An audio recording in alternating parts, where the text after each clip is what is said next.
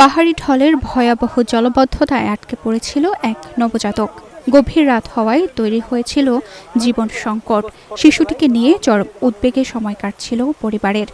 সংকটময় সেই মুহূর্তে এগিয়ে আসে ফায়ার সার্ভিস।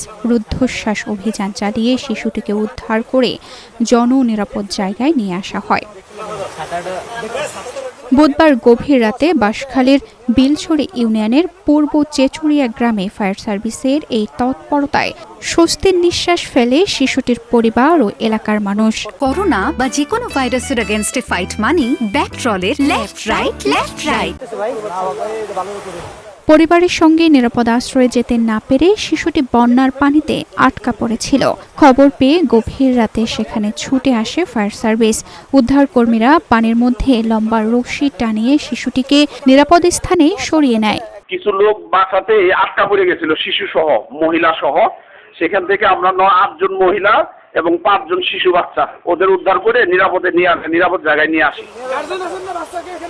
এদিকে টানা বৃষ্টি, পাহাড়ি ঢল, সাঙ্গু নদীর জোয়ার এবং বঙ্গোপসাগরের পানির চাপে বাঁশখালীর বিস্তীর্ণ এলাকা এখন প্লাবিত। পানিতে তলিয়ে গেছে বহু ঘরবাড়ি, সড়ক ও কৃষি জমি। পানিবন্দী হয়ে চরম দুর্ভোগে দিন কাটছে হাজারো মানুষের।